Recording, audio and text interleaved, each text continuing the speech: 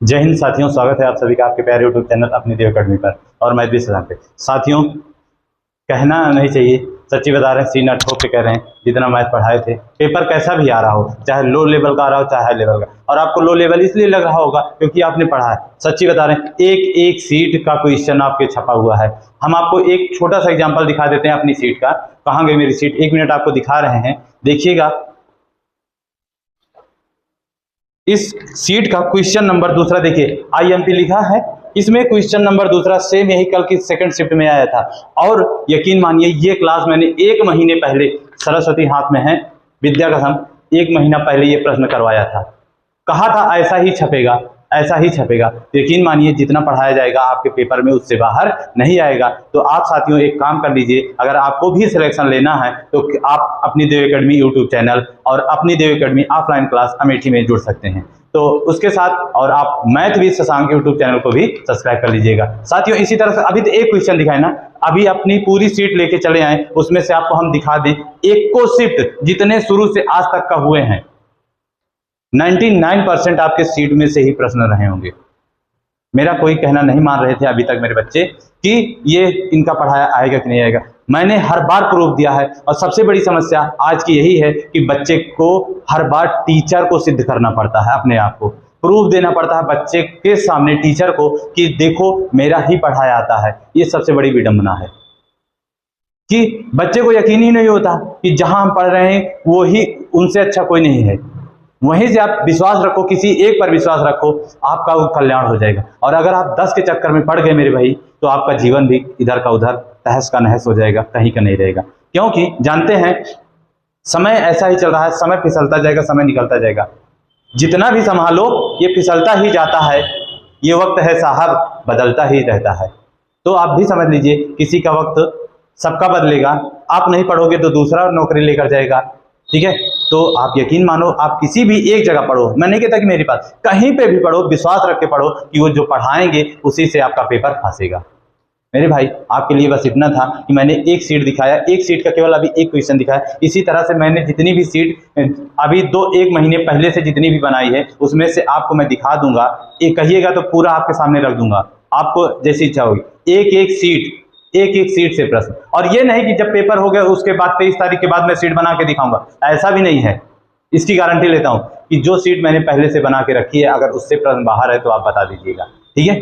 चलिएगा, आज हमारी औसत की अगली क्लास है, अगली औसत की 6वीं क्लास। इस क्लास में मैंने पिछली 5 क्लास में आपको औसत का बाखूबी बाकायदे पढ़ाया। औसत चल रहा था, औसत की भी सीट से आपको दिखा देते हैं। औसत की सीट है, मैंने कहा था ना, देखिएगा अगर वो क्वेश्चन नहीं तो ऐसे आएंगे। देखो क्वेश्चन नंबर 30, देखो 30 देखिएगा, इसमें दशमलव वाला था, दशमलव वाला प्रश्न आया था कल की फर्स्ट शिफ्ट में कि 30 बच्चों की आयु ऐसी है, 6.5 वर्ष से 7 बच्चे और शामिल हो जाते हैं तो सभी बच्चों की औसत है। आया था कि नहीं आया था? देखिए सीट, देखिए एक एक प्रश्न को देखिए। ऐसा प्राकृतिक संख्याओं का औसत, गुणज का गुणज, 25 संख्याओं का प्राकृतिक संख्याओं का सम संख्या, एक एक प्रश्न था।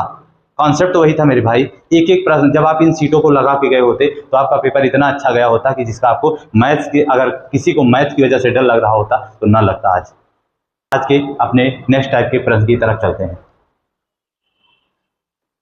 चलिएगा साथियों, आज के क्लास का पहला प्रश्न है बल्लेबाजी वाला। बहुत लोगों को परेशानी हुई थी और इस पर प्रश्न भी पूछा गया था। तो देखिएगा, एक बल्लेबाज 19 पारी में 78 रन बनाता है और उसका रन औसत क्या हो जाता है? 2 कम हो जाता है 19वीं पारी के बाद उसका औसत। देखो आपको करना क्या है, इसको मैं 2 तरीके बताऊंगा, एकदम सिंपल सा बेसिक का तरीका, उसके बाद आपको ट्रिक बताऊंगा। तो पहले आप बेसिक के तरीके को सीख लीजिए, फिर ट्रिक तो एक लाइन का आंसर ट्रिक में आएगा। देखिए जैसे आप मैच खेलने जाते हैं, पारी जानते हैं ना, इनिंग होती है, पारी का मतलब इनिंग हो गया। 19वीं पारी में कितना रन बनाया? 78। यानी इससे पहले कितनी पारी खेला होगा?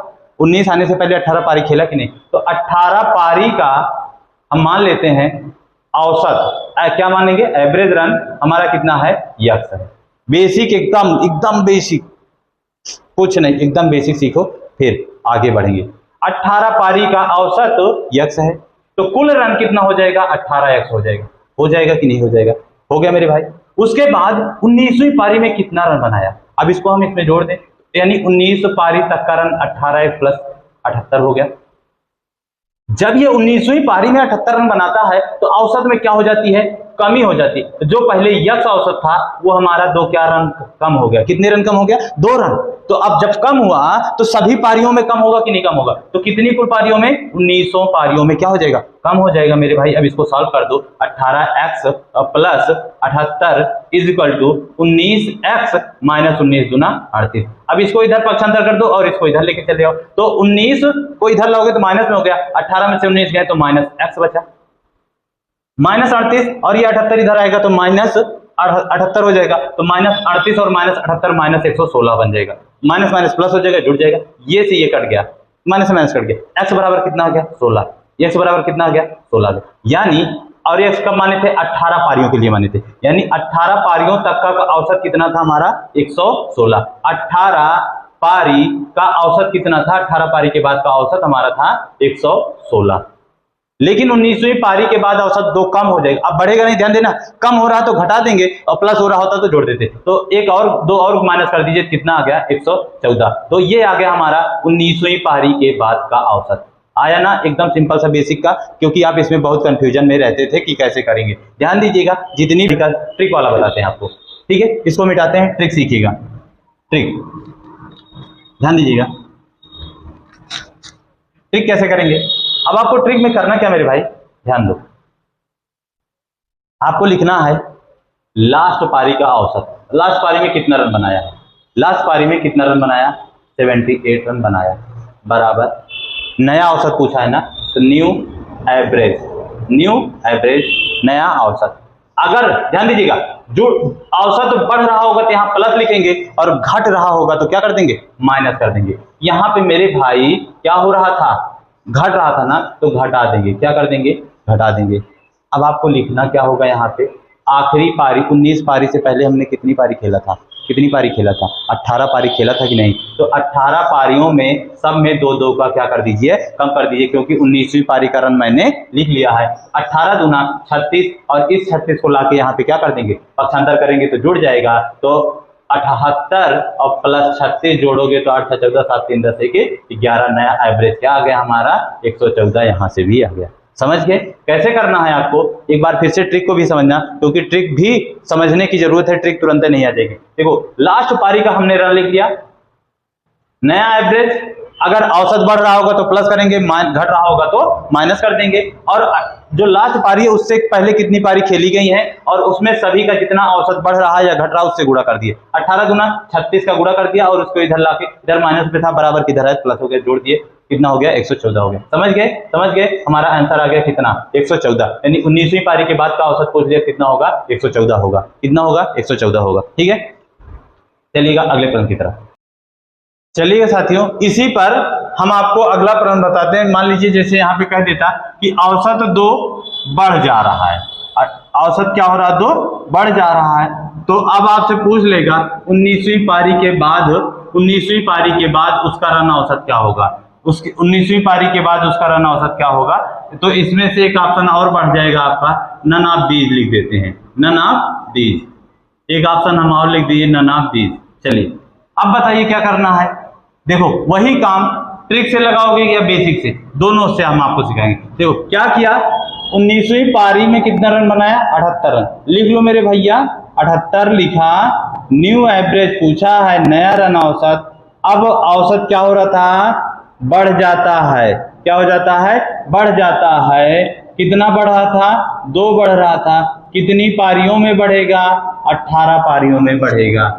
समझ गए, कितनी पारियों में बढ़ेगा 18 पारियों में बढ़ेगा, 18 दूना 36 और इसको इधर लाओगे तो 78 में से 36 को क्या कर दीजिए, माइनस कर दीजिए, तो कितना आ गया 2 4 42, कितना आ गया नया एवरेज 42 आ गया, कितना आ गया 42, और option number E none of these क्या हो जाएगा, सही हो जाएगा। अच्छा कुछ लोग कहेंगे सर इसका बेसिक भी मार दीजिए, इसी वक्त लगे हाथ, चलो देख लो।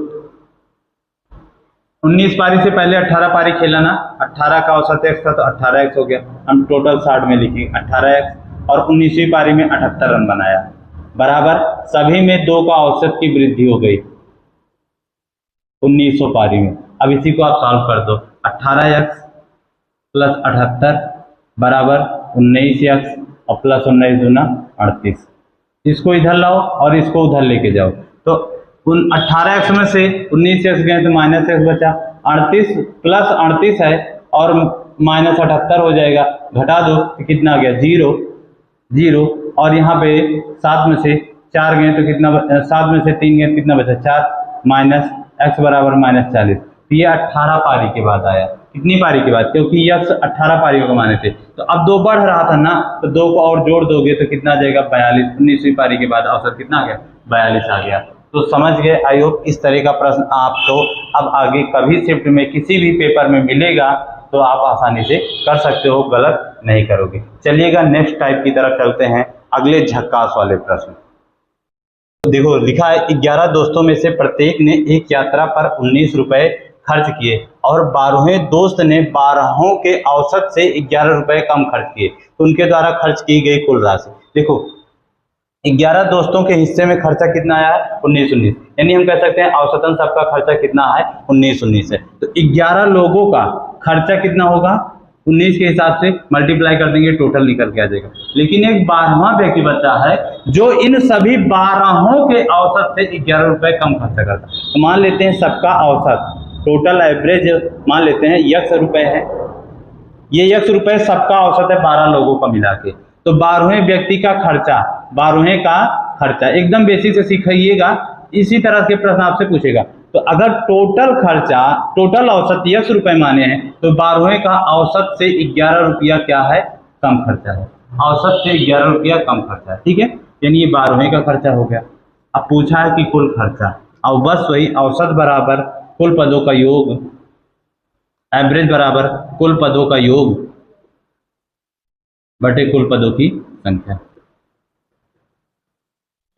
देखो औसत कितना था x था, ये 12 लोगों का औसत था, 12 का औसत, ठीक है x था, और 12वें का खर्चा औसत से 11 कम था। तो अब ये 11 लोगों का तो पता था 19 के हिसाब से है, 11 गुणे 19 प्लस 12वें व्यक्ति का निकाल लिए है 11 माइनस एक्स बटे 12। अब इसका मल्टीप्लाई मारो भाई इधर, 12x बराबर 11 का गुणा इससे करोगे तो 209, 19 से कम 19 के 9 हासिल है, 19 से कम 19 एक 20, 209 प्लस x माइनस 11, ठीक है। अब इसको आप क्या कर दो, इधर लेके चले आओ x को, इधर बच गया 11x और 209 में से 11 गए तो 198 बचा, और आप इसको काट दो, 11 कम 11, 11 88, यानी x बराबर कितना आ गया, x बराबर कितना आ गया हमारा 18 रुपए, यानी टोटल औसत कितना हो गया 18 रुपए हो गया। तो टोटल खर्चा पूछा था कितने का 12 लोगों का, तो 12 गुणे x, तो 12 गुणे 18 कर दीजिए, हमारा आंसर आ गया 18 दूना 36, 18 कम 18 3 21, कितना आ गया 216 रुपए आ गया। समझ गए भाई, एक बार समझिएगा, ये सारे प्रश्न आपको आराम से आ जाएंगे, बस एक बार समझने की जरूरत है। ये किसी के लिए तो नया प्रश्न होगा, बहुत सारे लोगों के लिए नया प्रश्न बन सकता, ठीक है, पर ऐसा प्रश्न भी। तो देखिए कहा कि 11 लोग थे, उनका प्रत्येक का खर्चा इतना था, यानी औसत खर्च हो गया, और 12वें का खर्च औसत से 11 कम था तो माइनस कर दिया, हो सकता ज्यादा होता तो क्या कर देते प्लस कर देते, ये भी आता है, ठीक है। तो 12 लोगों का औसत मान लिया x और 12वें का खर्चा x माइनस 12, क्योंकि उसका औसत से 11 रुपए कम था। तो औसत बराबर कुल पदों का योग बटे कुल पदों की संख्या से इसको लग के सॉल्व कर दिए, और टोटल 12 लोग थे, 12x बराबर यहाँ से गुणा कर लिए तो 216 आ गया, ठीक है, समझ गए। चलिएगा इस पर एक प्रश्न आपको और देते हैं ताकि एकदम आप कंठस्थ हो जाए। चलिएगा सेम प्रश्न है, उसी तरह से है। 7 दोस्तों में से प्रत्येक ने एक यात्रा पर 14 रुपए खर्चा किया और 8वें दोस्त ने सभी 8 के औसत से 21 रुपए ज्यादा खर्चा किया, तो उनके द्वारा खर्च की गई कुल राशि। वही काम करना है, पहले 8 दोस्तों का औसत, 8 का औसत मान लीजिए कितना है x है, कितना है x है, ठीक है मेरे भाई। अगर 8 का औसत x है तो, और फिर उसके बाद कहा कि 8वें मित्र ने सभी दोस्तों सभी 8 के औसत से 21 रुपए ज्यादा खर्चा किया, यानी 8वें व्यक्ति के बारे में निकाल लेंगे, x और प्लस 21 ज्यादा खर्चा कर रहा तो जोड़ देंगे मेरे भाई, ठीक है।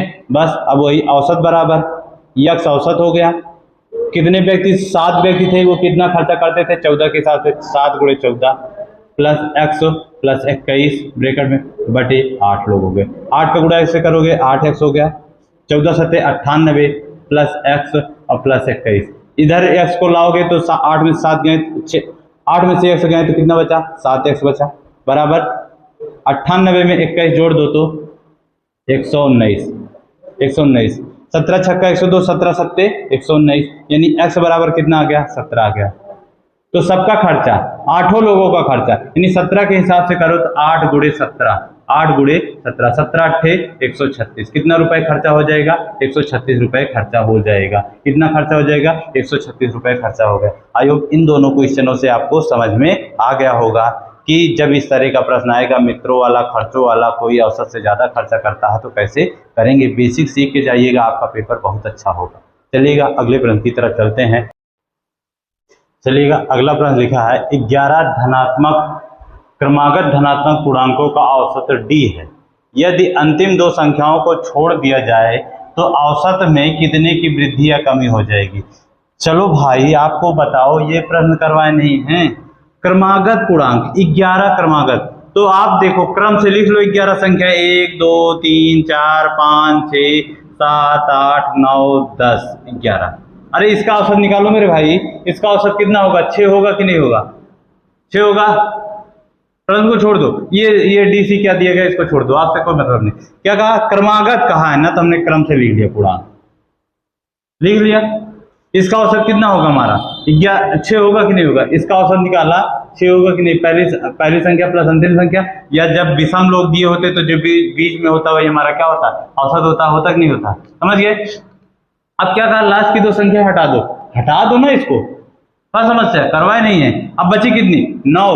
चला देखो 1 2 3 4 5 6 7 8 9, और 9 में अभी कल ही परसों कराया कि जब 7 लोग होते हैं तो जो बीच वाला होता है वो औसत होता है, 3 उसके आगे 3 उसके पीछे, तो 9 के हिसाब से औसत निकालेंगे तो हमारा क्या होगा, 5 होगा। अब औसत कितना आ गया, 5 आ गया। तो बताओ औसत में क्या हुई, कमी हुई कि नहीं हुई, कितने की कमी हुई, कितने की कमी हुई, 1 की कमी हो गई, और ऑप्शन नंबर ए हमारा क्या हो गया, सही हो गया। तो इस तरह के भी प्रश्न में कोई दम नहीं है, बस प्रश्न आपको जितना बड़ा देखने को मिलेगा उसका सलूशन उतना छोटा सा होगा। चलो इसी पे आपसे और हम दाग देते हैं, कह दिए कि 15 क्रमागत पूर्णांकों का औसत बताओ 2 है, अंतिम 2 संख्याओं को हटा दिया गया तो नया औसत में बताओ वृद्धि होगी कि कमी, वृद्धि होगी कि कमी, कितने की वृद्धि कितने की कमी। चलो बताओ सभी लोग, आंसर कमेंट्स करो इसका।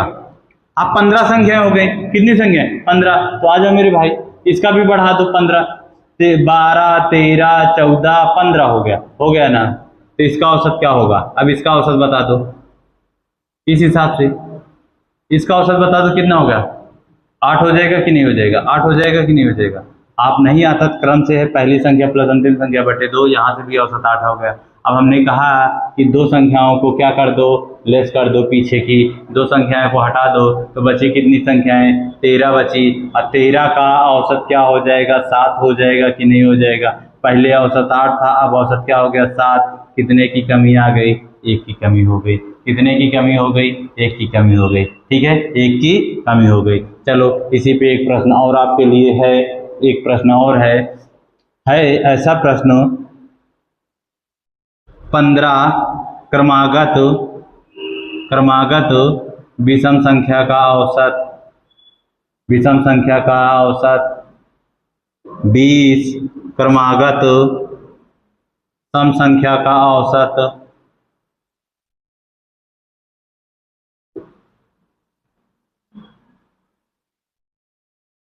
13 क्रमागत प्राकृतिक संख्या का औसत, प्राकृतिक संख्या का औसत 130 है, तो सबसे बड़ी संख्या बताओ भाई। ये सारे प्रश्न बताओ, आपको बताए थे कि जब क्रमागत विषम संख्या की बात करें, जितने का पूछे वही उसका औसत हो गया, 15 का पूछे तो 15, 20 का पूछे तो 20 उसका औसत हो गया। 20 क्रमागत सम संख्या का औसत आपको बताए थे, जितना का पूछे उसमें 1 जोड़कर लिख दो, जितने का भी पूछे उसमें 1 जोड़ के लिख दो, 21। 20 क्रमागत सम संख्या का औसत 21 हो गया।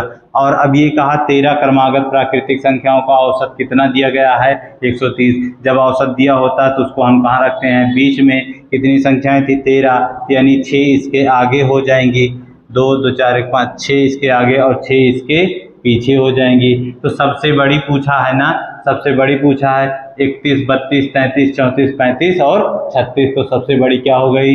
136 हो गई। सबसे बड़ी क्या हो गई? 136 हो गई। सबसे छोटी पूछता तो 29, 28, 27, 26, 25 और 24 क्या हो जाती है? 124 हो जाती है। समझ गए भाई? समझ गए? तो इस तरह का प्रश्न बार बार रिपीट होते हैं सभी पेपरों में। अब आप यूपी पुलिस का पेपर हो चुका, आज आपका खत्म हो जाएगा। जिस भी बच्चे का अच्छा पेपर गया, बहुत अच्छी बात है, आपका सिलेक्शन हो। हम लोग यही चाहते हैं कि ठीक है, शिक्षा ही एक ऐसी चीज़ है जो बिना भेदभाव के बांटी जाती है। और सब में तो आप कर सकते हो कि हमारी बिरादरी हो, हमारी बिरादरी हो, ऐसे हैं कर सकते हैं, ये अपन है, ऊपर आया है। लेकिन शिक्षा एक ऐसे क्षेत्र है जहाँ पे बिना भेदभाव के सबको समान तरह से पढ़ाया जाता है। तो और सबसे ज़्यादा खुशी याद रखिएगा किसको होती है? आपके सिलेक्शन पाने से और ना पाने से सबसे ज़्यादा दुख किसको होता है? जितना आपके घर वालों को भी नहीं होगा। किसको होता है? एकमात्र और एकमात्र शिक्षक को होता है, क्योंकि उसको भी प्रूव करना होता है कि जब बच्चे का सिलेक्शन होता है तो उसका पढ़ाया हुआ बच्चा सिलेक्टेड हो जाता है तो उसको भी बहुत ज़्यादा खुशी होती है। सच्ची बता रहे हैं, यही एक ऐसा है जहाँ पे निश्चल भाव से काम किया जाता है। ठीक है, चलिएगा आगे चलते हैं अगले कुछ प्रश्न की तरफ। चलिएगा, लिखा है एक परिवार के 5 सदस्यों की औसत आयु 15 वर्ष है। बच्चों की औसत आयु उनके माता पिता के साथ 25 वर्ष है। यानी माता पिता और बच्चों की सबकी औसत आयु मिला के 25 वर्ष है। यदि पिता माँ से 4 वर्ष बड़े हैं तो माँ की आयु क्या थी? आज कुछ भी नहीं है, पहले 7 बच्चे थे तो 5 बच्चे थे और सबकी औसत आयु कितनी थी? 15 थी। निकाल लिया, टोटल योग 15 × 5 = 75। कितना निकाल लिया? 75 वर्ष आ गया। बच्चों का था, बच्चों का योग कितना आ गया? 75। अब बच्चों प्लस माता पिता कितने लोग हो गए? 7 लोग हो गए और सभी की औसत आयु कितनी थी? 25 वर्ष थी। तो गुणा करेंगे कितना जगह? 25 × 7 = 175 होता है। कितना होता है? 175। और योग 175, जिसमें से बच्चे 75 के थे, तो माता और पिता की औसत आयु यानी माता और पिता की आयु, फादर और मदर की आयु का योग कितना आ गया? 100 आ गया। जब इसका डिफरेंस ले लिया तो माता और पिता की आयु का योग आ गया। पर एक कंडीशन और कहा प्रश्न में, अब माता की आयु निकलना। पिताजी माता से 4 साल बड़े हैं। पिताजी क्या है? माता से 4 साल बड़े हैं। अगर माता 100 साल की है तो पिता x + 4 और दोनों का योग कितना है? 100 है। तो 4 को उधर ले जाओगे, माइनस करोगे तो 96, तो x = 96 और x = 48। यानी माता जी हमारी कितने साल की हैं? 48 साल की हैं। और पिताजी से पूछेगा तो 52 साल के हो जाएंगे। और दोनों का सम कर लो, देख लो 100 आ रहा है कि नहीं आ रहा। ठीक है, समझ गए?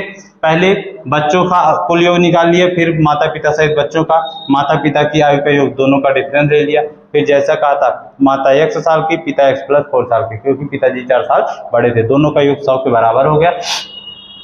फिर 2x = 96 तो x = 48 आ गया माता की आयु।